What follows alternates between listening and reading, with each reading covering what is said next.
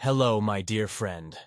Hope you're doing great today. We will continue our journey with Psychology of Money book by Morgan Housel. And now grab your coffee and let's dive in. Luck and risk are siblings. They are both the reality that every outcome in life is guided by forces other than individual effort. NYU professor Scott Galloway has a related idea that is so important to remember when judging success, both your own and others. Nothing is as good or as bad as it seems. Bill Gates went to one of the only high schools in the world that had a computer. The story of how Lakeside School, just outside Seattle, even got a computer is remarkable. Bill Dougal was a World War II Navy pilot turned high school math and science teacher. He believed that book study wasn't enough without real-world experience. He also realized that we'd need to know something about computers when we got to college, recalled late Microsoft co-founder Paul Allen.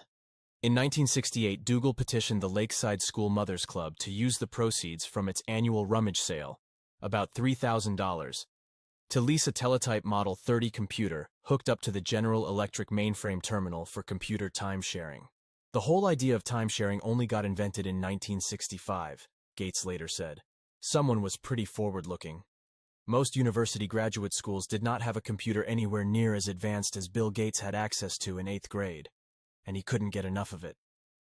Gates was 13 years old in 1968 when he met classmate Paul Allen. Allen was also obsessed with the school's computer, and the two hit it off. Lakeside's computer wasn't part of its general curriculum.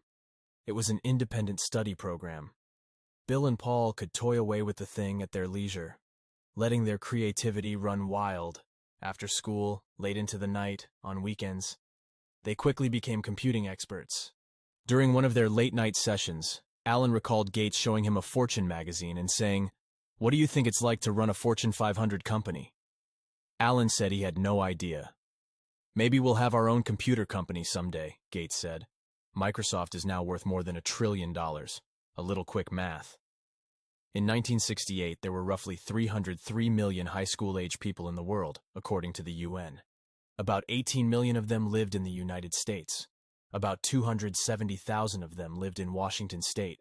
A little over 100,000 of them lived in the Seattle area, and only about 300 of them attended Lakeside School. Start with 303 million, end with 300. 1 in a million high school-age students attended the high school that had the combination of cash and foresight to buy a computer. Bill Gates happened to be one of them. Gates is not shy about what this meant. If there had been no Lakeside, there would have been no Microsoft, he told the school's graduating class in 2005. Gates is staggeringly smart, even more hardworking, and as a teenager had a vision for computers that even most seasoned computer executives couldn't grasp. He also had a 1 in a million head start by going to school at Lakeside. Now let me tell you about Gates's friend Kent Evans. He experienced an equally powerful dose of luck's close sibling, risk. Bill Gates and Paul Allen became household names thanks to Microsoft's success. But back at Lakeside, there was a third member of this gang of high school computer prodigies. Kent Evans and Bill Gates became best friends in 8th grade. Evans was, by Gates's own account, the best student in the class. The two talked on the phone ridiculous amounts, Gates recalls in the documentary Inside Bill's Brain. "I still know Kent's phone number," he says. 525, 7,851. Evans was as skilled with computers as Gates and Allen. Lakeside once struggled to manually put together the school's class schedule, a maze of complexity to get hundreds of students the classes they need at times that don't conflict with other courses. The school tasked Bill and Kent, children by any measure, to build a computer program to solve the problem. It worked. And unlike Paul Allen, Kent shared Bill's business mind and endless ambition. Kent always had the big briefcase, like a lawyer's briefcase, Gates recalls. "We were always scheming about what we'd be doing 5 or 6 years in the future. Should we go be CEOs? What kind of impact could you have? Should we go be generals? Should we go be ambassadors?" Whatever it was, Bill and Kent knew they'd do it together. After reminiscing on his friendship with Kent, Gates trails off. "We would have kept working together. I'm sure we would have gone to college together."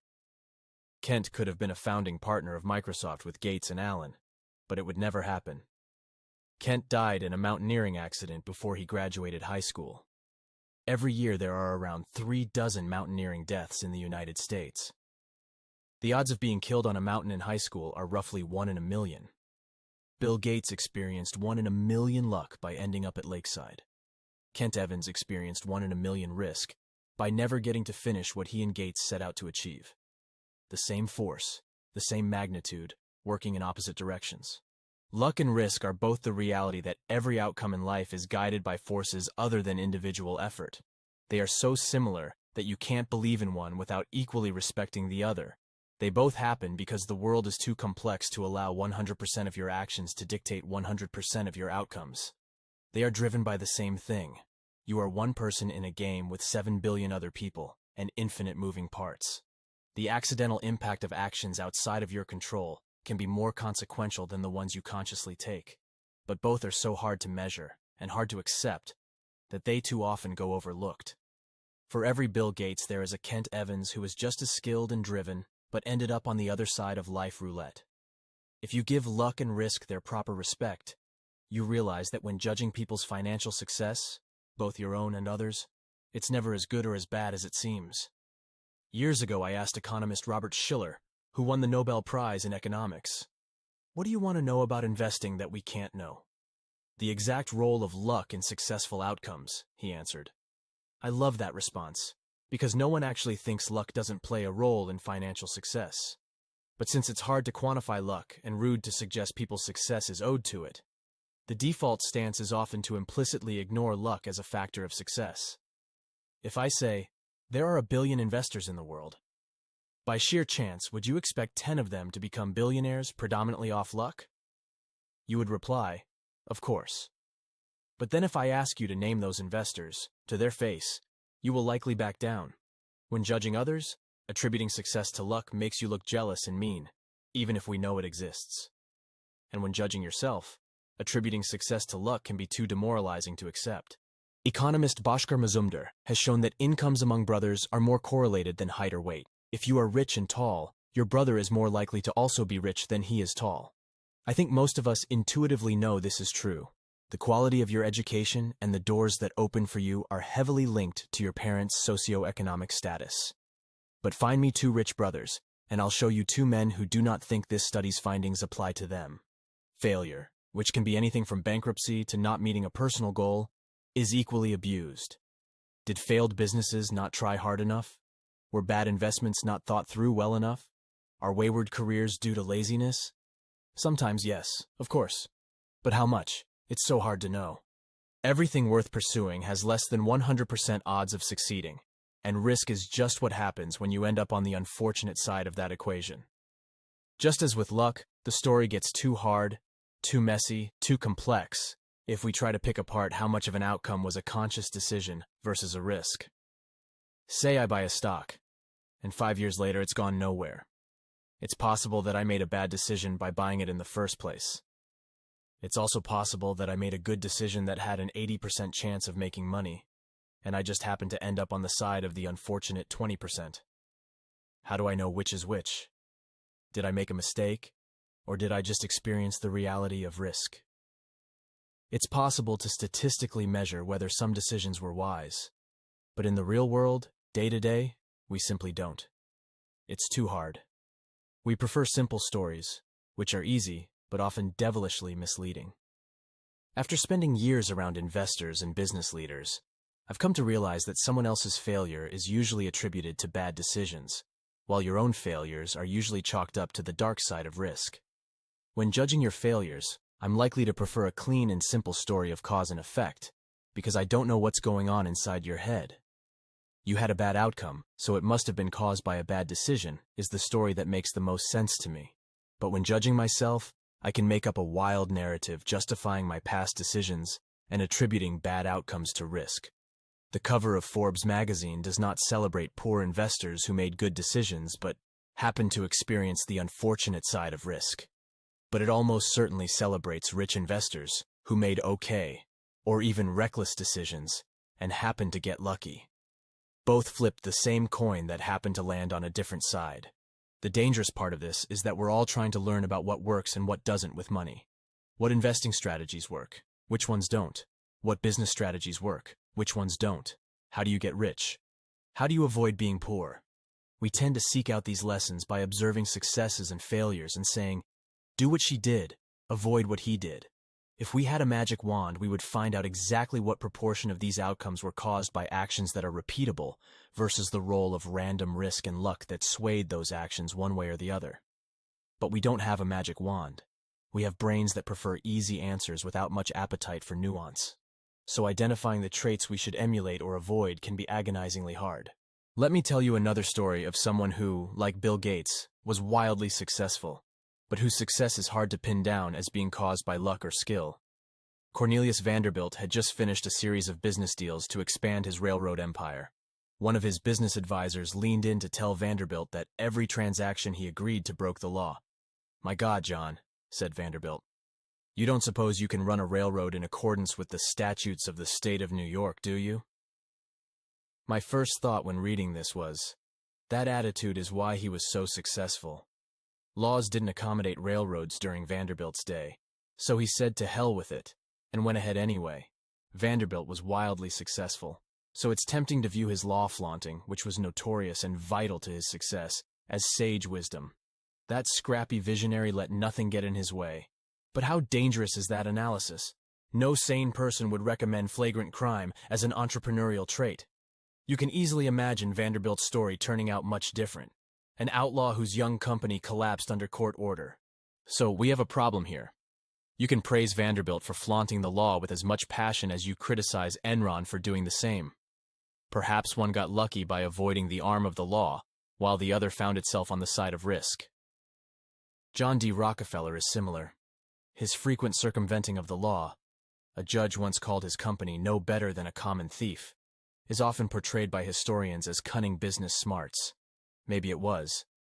But when does the narrative shift from, "You didn't let outdated laws get in the way of innovation," to, "You committed a crime"? Or how little would the story have to shift for the narrative to have turned from, "Rockefeller was a genius, try to learn from his successes," to "Rockefeller was a criminal, try to learn from his business failures"? Very little. "What do I care about the law?" Vanderbilt once said. "Ain't I got the power?" He did, and it worked. But it's easy to imagine those being the last words of a story with a very different outcome. The line between bold and reckless can be thin. When we don't give risk and luck their proper billing, it's often invisible. Benjamin Graham is known as one of the greatest investors of all time, the father of value investing and the early mentor of Warren Buffett. But the majority of Benjamin Graham's investing success was due to owning an enormous chunk of Geico stock, which, by his own admission, broke nearly every diversification rule that Graham himself laid out in his famous texts. Where does the thin line between bold and reckless fall here? I don't know. Graham wrote about his Geico bonanza. One lucky break or one supremely shrewd decision. Can we tell them apart? Not easily.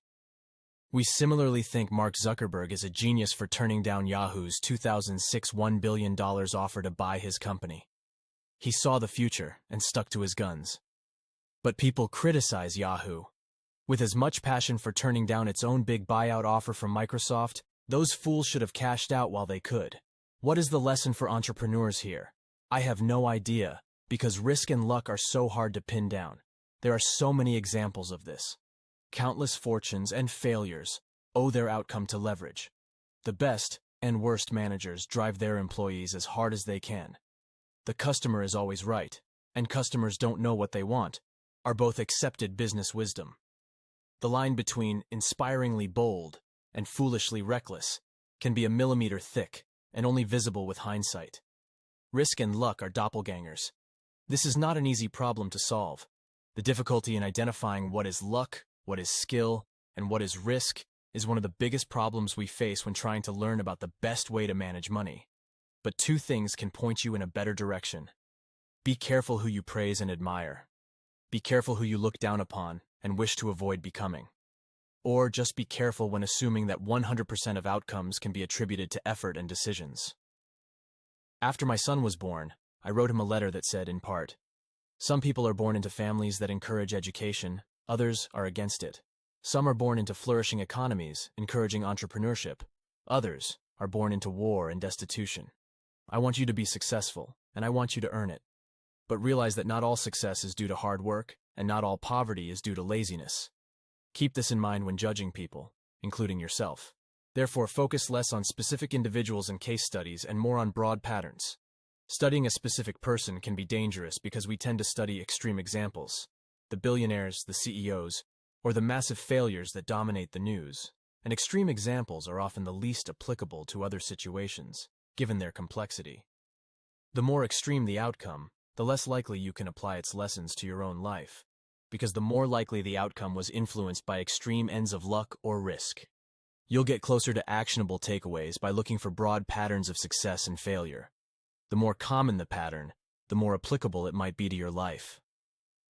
Trying to emulate Warren Buffett's investment success is hard, because his results are so extreme that the role of luck in his lifetime performance is very likely high, and luck isn't something you can reliably emulate.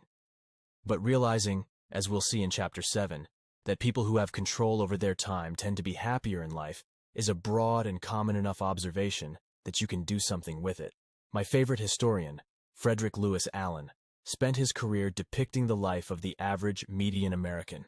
How they lived, how they changed, what they did for work, what they ate for dinner, etc. There are more relevant lessons to take away from this kind of broad observation than there are in studying the extreme characters that tend to dominate the news. Bill Gates once said, "Success is a lousy teacher. It seduces smart people into thinking they can't lose." When things are going extremely well, realize it's not as good as you think. You are not invincible, and if you acknowledge that luck brought you success, then you have to believe in luck's cousin, risk, which can turn your story around just as quickly. But the same is true in the other direction.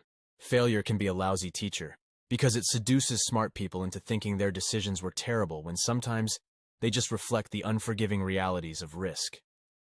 The trick when dealing with failure is arranging your financial life in a way that a bad investment here and a missed financial goal there won't wipe you out, so you can keep playing until the odds fall in your favor. But more important is that as much as we recognize the role of luck in success, the role of risk means we should forgive ourselves and leave room for understanding when judging failures. Nothing is as good or as bad as it seems. That's it for this episode. I hope you had a great time. I can't wait to see you in the next episode where we will continue our journey and look at the stories of two men who pushed their luck. Don't forget to like and subscribe.